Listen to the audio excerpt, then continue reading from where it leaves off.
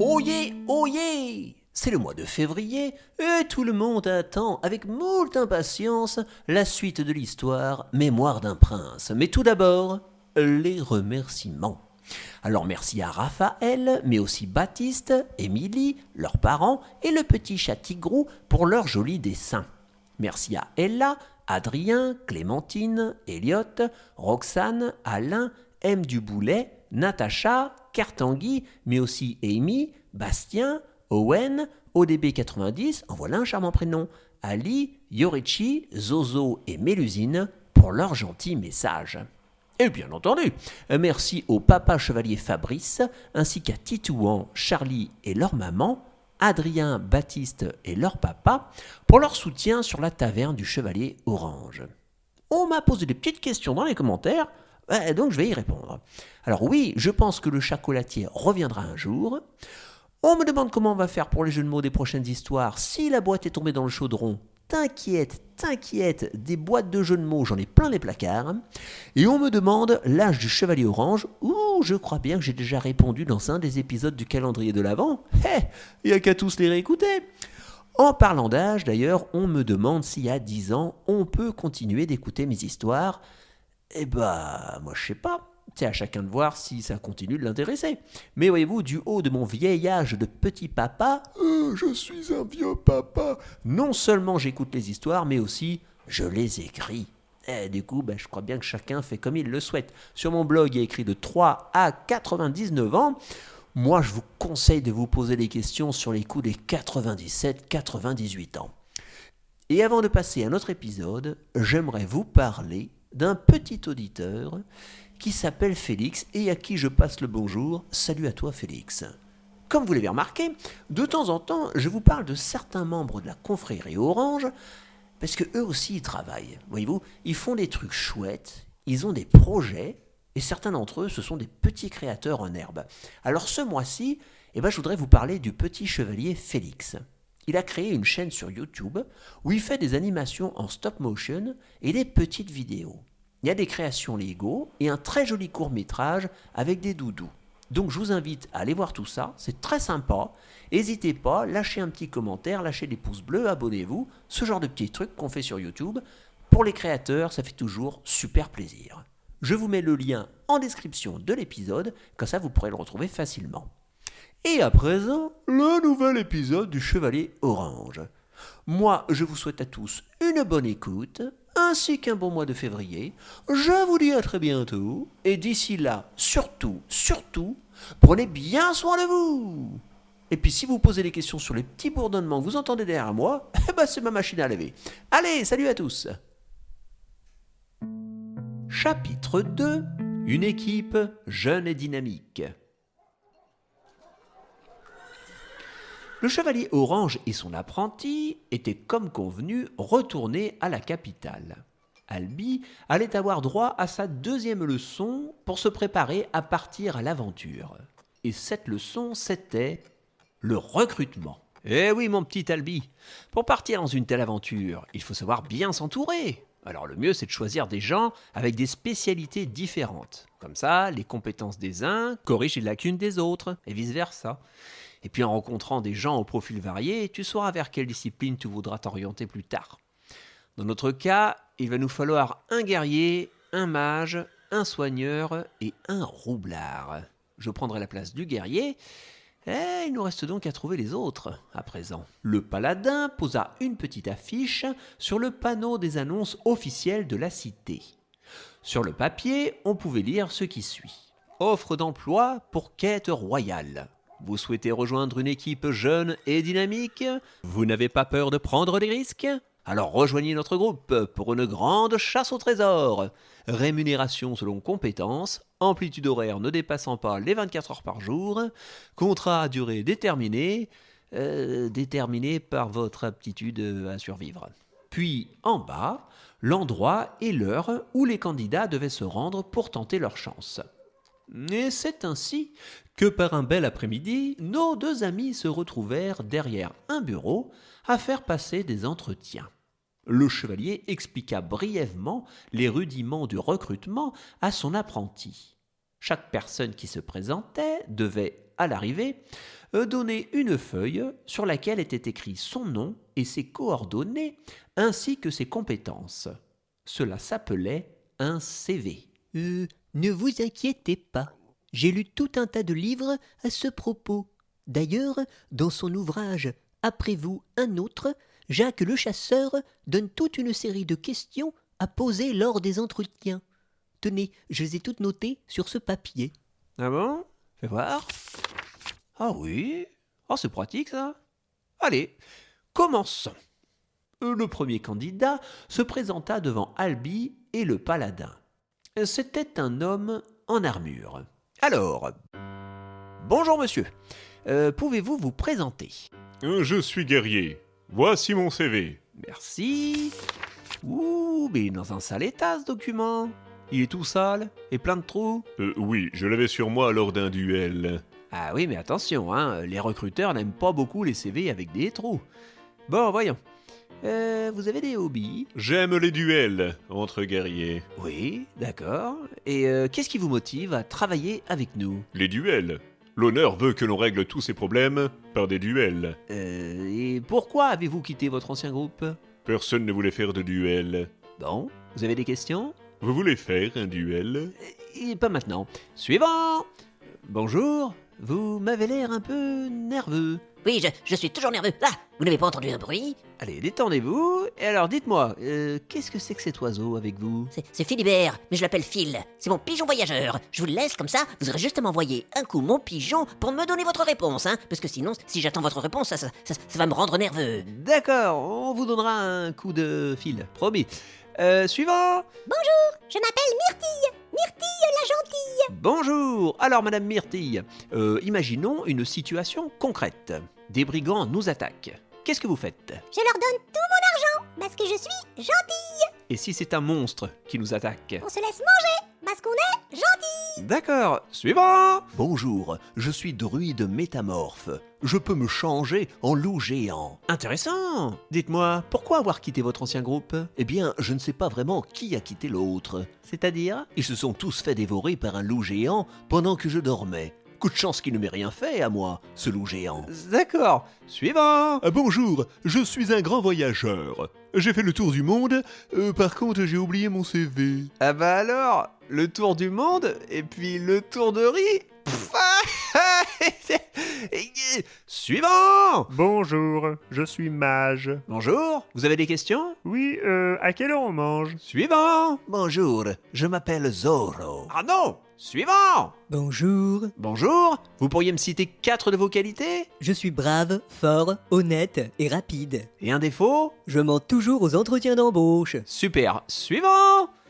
Suivant? Non, il n'y a plus de suivant? Oh zut. Il n'y a plus personne. Ah si, bonjour messieurs dames. Alors pour les entretiens, c'est chacun son tour, hein? Bonjour, messire chevaliers. En fait, nous sommes déjà un groupe de 3 aventuriers et nous vous proposons notre candidature tous ensemble. Déjà un groupe? Oh parfait. Quelles sont vos spécialités? Mes amis sont respectivement soigneur et roublarde. Je suis quant à moi mage de profession. Voici notre CV et quelques lettres de nos anciens employeurs. Merci. Voyons. Ah, intéressant ce CV. Vous avez beaucoup de quêtes à votre actif. Nous travaillons ensemble depuis quelques années déjà. Parfait. Vous êtes tous les 3 engagés. Tenez, signez ici, ici et ici. Vous ne lisez pas les lettres de nos anciens employeurs? Pas la peine. Bienvenue dans l'équipe, mes amis. Tu vois, Albi, je les sens de loin, moi, les gens bien. Le flair infaillible du héros professionnel, ça. Prends-en de la graine, mon petit. Je crois que ce groupe sera parmi les meilleurs.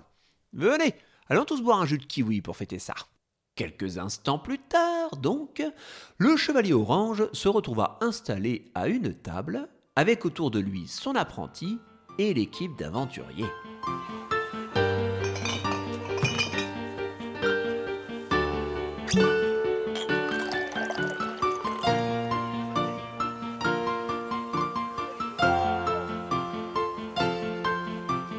Arriva alors le moment de faire plus ample connaissance. Le paladin expliqua son rôle et surtout la présence d'Albi. Puis, ce fut au tour du mage de se présenter. Enchanté, je m'appelle Warwick. Warwick était un ogre à la carrure imposante qui maîtrisait la magie de nombreuses écoles, une particularité assez rare pour un ogre. Il portait une robe de mage bleu ciel, avait de longs cheveux noirs noués en un gros chignon, et gardait toujours près de lui un lourd bâton noueux incrusté de pièces de métal, de verroteries, de plumes et de trucs bizarres de mage. Son visage était clairement celui d'un ogre, avec une mâchoire carrée et de petits yeux qui lui conféraient un regard assez dur. Mais il affichait malgré cela une mine incroyablement calme et apaisée. Après avoir fini de se présenter, Warwick céda la parole à la jeune femme qui était assise à sa droite. Bonjour, je m'appelle Daphné. Daphné était une roublarde, c'est-à-dire une spécialiste de la discrétion, des attaques furtives, des poisons et des pièges en tout genre. Elle était aussi une archère émérite. De son visage, qui était dissimulé sous une grande capuche, on ne distinguait pas grand-chose si ce n'étaient ses yeux perçants en forme d'amande et couleur émeraude. Elle portait une tunique verte, bardée de poches, et avait de petits couteaux de lancer dissimulés de partout sur elle. Elle ne quittait jamais son arc et semblait constamment sur le qui-vive. Enfin, après Daphné, le troisième individu se présenta. Eh bien, moi, je me nomme Ignace. Ignace était, lui, spécialisé dans le soin de combat. C'est-à-dire qu'il soignait les gros bobos dans des situations où on n'avait pas vraiment le temps de soigner les gros bobos. Il portait une grande besace et une épaisse robe de bure qui cachait difficilement l'embonpoint de son propriétaire. Et il faut dire que le soigneur avait bon appétit. Un calot marron se perdait dans la tignasse de l'homme au visage tout rond. Visage qui exprimait toute la bonhomie du personnage. La présentation était à présent terminée et le paladin put expliquer la mission qui consistait à ramener un trésor pour le compte d'un roi squelette. Enfin, après avoir donné tous les détails de la quête, le chevalier proposa une deuxième tournée de jus de kiwi. Mais, en voulant appeler un serveur, il fit tomber l'ensemble des lettres fournies par les anciens recruteurs de la nouvelle équipe. Ah, zut, les lettres! Il y en a beaucoup tout de même. Attendez, qu'est-ce qu'il est écrit ici? Mais le paladin se mit à parcourir rapidement tous les documents qu'il avait en main. Au fur et à mesure de sa lecture, il semblait de moins en moins serein. Mais personne ne vous recommande en fait. Ils disent tous que vous devriez tous les trois arrêter le métier. Mais je ne comprends pas. Sur votre CV, vous indiquiez avoir participé à une 15aine de quêtes au moins. Ah oui, c'est exact. 15 quêtes pile poil. Et on n'en a jamais fini aucune. Quoi? Ah bah, c'est vous qui avez insisté pour qu'on signe directement, sans prendre le temps de lire les lettres. Mais ne vous inquiétez pas, cette fois, je sens que l'on va réussir. Mais oui. D'après ce que je lis, vous avez bien enchaîné les bourdes, hein, tout de même. Il est écrit ici que Warwick a détruit un centre de recrutement l'an dernier. Vous étiez fâché? Non, j'ai de toutes petites lacunes en ce qui concerne le dosage de la puissance de mes sorts. Et l'an dernier, lorsque j'ai voulu gentiment rendre un service et allumer la lanterne placée devant le centre de recrutement, j'ai peut-être choisi un sort légèrement trop efficace. Mais rassurez-vous, c'était avant l'heure d'ouverture et le centre était complètement vide quand je l'ai un peu abîmé. Un peu abîmé, on parle quand même dans la lettre d'un cratère de plusieurs mètres de diamètre, hein? Ah oui, plusieurs mètres. Oh, mais les gens exagèrent toujours un peu. Et là, on parle de vous, Daphné. Vous avez empoisonné l'un de vos donneurs de quête? Ah bah dit comme ça fait un peu brutal, effectivement. Mais c'est en réalité un concours de circonstances tout à fait malheureux qui... Allez, racontez-moi tout. Vous aussi, vous avez du mal à doser? Non, j'ai simplement installé des pièges empoisonnés de partout chez mon client. Et je tiens à préciser que c'était sur sa demande. Le monsieur avait eu des problèmes avec un gang d'assassins et il avait peur que l'on s'en prenne à lui pendant la nuit. Je lui ai donc proposé de piéger l'intégralité de sa maison. Bah, alors, où était le problème? Ah bah c'est le genre de nuit où on évite de se lever pour faire un petit pipi. Aïe, d'accord. Mais rassurez-vous, hein, il est vivant. Ah, ouf. Il va même bientôt pouvoir reparler, m'a-t-on dit. Et la dernière fois que je l'ai vu, il avait presque retrouvé l'usage de son œil droit. Quand même plus pratique pour se déplacer. Quand il pourra se déplacer. Oh là là. Et vous, Ignace? Oh bah, je vois pas spécialement de plainte vous concernant. Ah bah, moi, je suis soigneur, vous savez. Alors, si je fais une erreur, le blessé est rarement là pour s'en plaindre après. Bah quoi? Plutôt rassurant pour moi, non? Je ne sais pas si rassurant est vraiment le mot que je cherchais. Bon, oh là là, dans quelle histoire je me suis encore lancé, moi. Enfin, passons à autre chose. Mon petit Albi, le groupe, même si c'est un drôle de groupe, est au complet. Ce qui signifie que nous avons fini cette leçon de recrutement. Tu as des questions? Une toute petite. C'est à propos de votre flair infaillible de héros Pas professionnel. de questions? Super, c'est encore mieux. Allez, on passe à la 3e leçon. On va parler de lait... De lait... De lait... De lait chaud. Mais non, de l'équipement. Liquidation judiciaire. L'équipement. Et oui, mon petit bonhomme, on ne va pas partir à l'aventure sans être un minimum équipé. Et tu as de la chance. Il y a ici, dans la capitale, une boutique fabuleuse, la plus grande dans Julia, et qui vend tout ce dont nous aurons besoin. Elle s'appelle l'Échoppe des Titans. Mais il est tard. Elle va certainement bientôt fermer. Mais non, voyons, on est dans la capitale ici. Rien ne ferme la nuit. Allez, compagnons, hâtons-nous. Et c'est ainsi que le Chevalier Orange, son apprenti et son équipe de professionnels aguerris partirent en direction de la boutique d'équipement.